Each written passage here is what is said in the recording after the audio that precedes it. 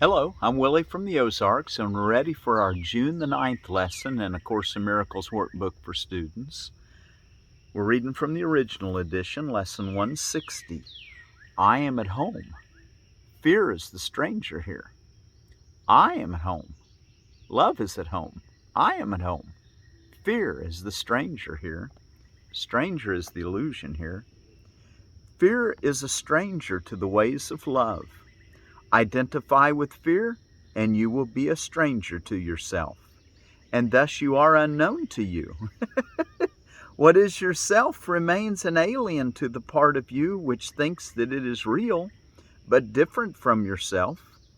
Who could be sane in such a circumstance? Who but a madman could believe he is what he is not, and judge against himself?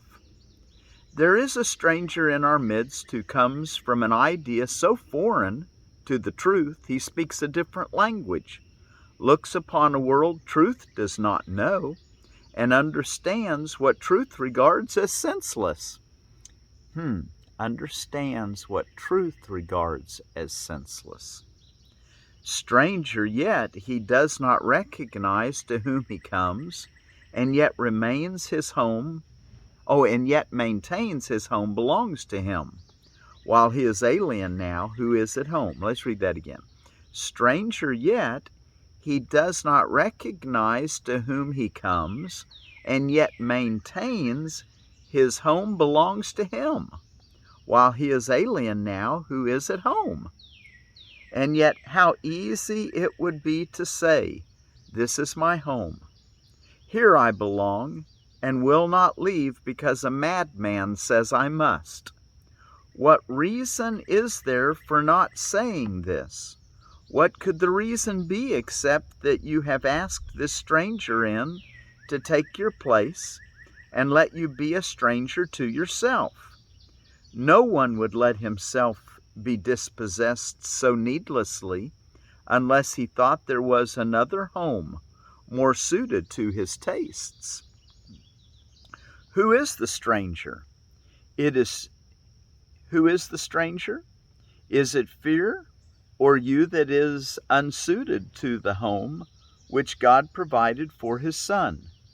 Is fear his own, created in his likeness? Is it fear that love completes and is completed by? There is no home can shelter love and fear. They cannot coexist. If you are real, then fear must be illusion. And if fear is real, then you do not exist at all. Listen to this. There is no home can shelter love and fear. There is no home that can shelter both love and fear. They cannot coexist. If you are real, then fear must be an illusion. And if fear is real, then you do not exist at all. How simply then the question is resolved. Very simple, Jesus, thank you. Who fears has but denied himself and said, I am the stranger here, and so I leave my home to one more like me than myself, and give him all I thought belonged to me. Now is he exiled of necessity, not knowing who he is, uncertain of all things but this, that he is not himself, and that his home has been denied to him. I wouldn't want to be certain that I'm not myself and that my home has been denied to me. What does he search for now? What can he find? A stranger to himself can find no home wherever he may look, for he has made return impossible. His way is lost except a miracle will search him out and show him that he is no stranger now. His way is lost except a miracle will search him out and show him that he is no stranger now. The miracle will come.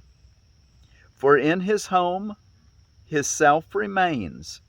It asked no stranger in, and took no alien thought to be itself, and it will call its own unto itself in recognition of what is his own, or what is its own, excuse me. The miracle will come, for in his home his self remains. It asked no stranger in, and took no alien thought to be itself, and it will call its own unto itself in recognition of what is its own. Who is the stranger? Is he not the one yourself calls not? You are unable now to recognize this stranger in your midst, for you have given him your rightful place. Yet is yourself as certain of its own as God is of his Son. He cannot be confused about creation. He is sure of what belongs to him. No stranger can be interposed between his knowledge and his Son's reality. He does not know of strangers. He does not even know of strangers. He is certain of his Son. His certainty suffices. Who he knows to be his Son belongs where he has set his Son forever. He has answered you who ask, who is the stranger? Hear his voice assure you quietly and sure that you are not a stranger to your Father, nor is your Creator stranger made to you. Whom God has joined remains forever one, at home in him, no stranger to himself. Today we offer thanks that Christ has come to search the world for what belongs to him. Today we offer thanks. Thank you. Thank you, Christ, that Christ has come to search the world for what belongs to him. You and me. His vision sees no strangers, but beholds his own, and joyously unites with them. They see him as a stranger, for they do not recognize themselves.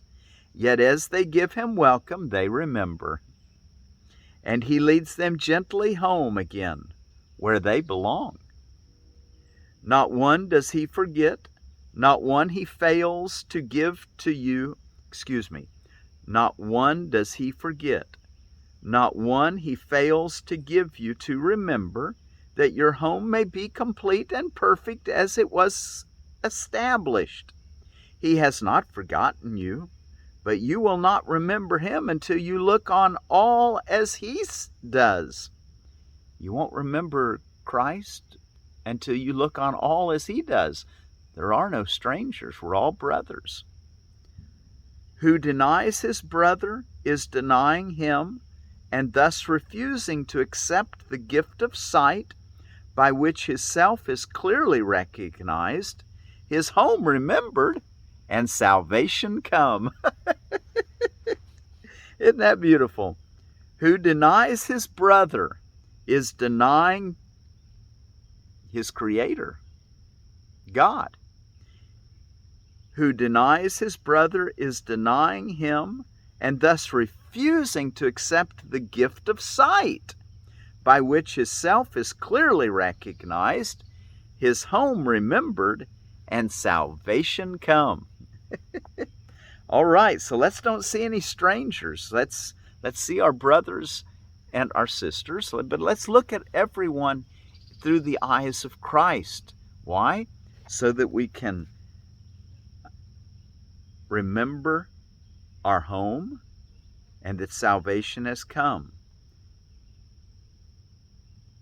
We're going to recognize ourselves, remember our home, and know that salvation has come. Okay, let's see. Let's take a look in our text reading. We're ready for chapter 20, the promise of the resurrection. The promise of the resurrection. If you want to follow along with me as I'm reading, but while you're going there, let me tell you about another heirloom seed. And this is spaghetti squash. And just called spaghetti squash. And you know, it's about ready to rain. I'm underneath my umbrella, so if it does start pouring, I'm okay. But it's a little dark. Let me put these magical formulas on and see what I can see. It's a sea pepo, spaghetti squash, and it says this historic variety originated in Japan and was introduced to the United States by the mid-1930s by seedsmen such as Henry A. Dreer of Philadelphia. Plants bear cream-colored cylindrical-shaped fruits filled with spaghetti-like strands of delicately flavored flesh. And it looks like it's only a 50 to 55 day squash. All right, so that is your spaghetti squash from Japan originally. I read to you from the Seed Savers Exchange. And this is a little bigger print. I think I can do this just fine. The promise of the resurrection. Oh, maybe I'll put these on anyway. It is a little dark. I'm expecting we're going to get some rain here in a few minutes. The promise of the resurrection. Introduction. This is Palm Sunday, the celebration of victory and the acceptance of the truth.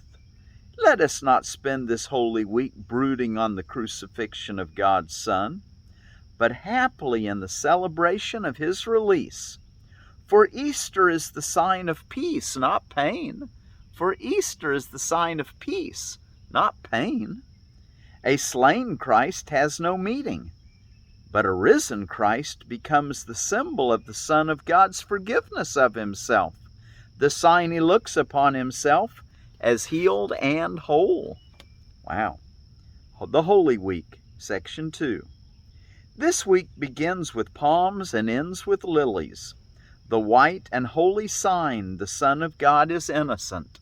The white and holy sign that the Son of God is innocent is the sign of lilies. Let no dark sign of crucifixion intervene between the journey and its purpose, between the acceptance of the truth and its expression. This week we celebrate life, not death. So in your Easter, let's not be celebrating death. Let's think about life. Let's celebrate life, the resurrection.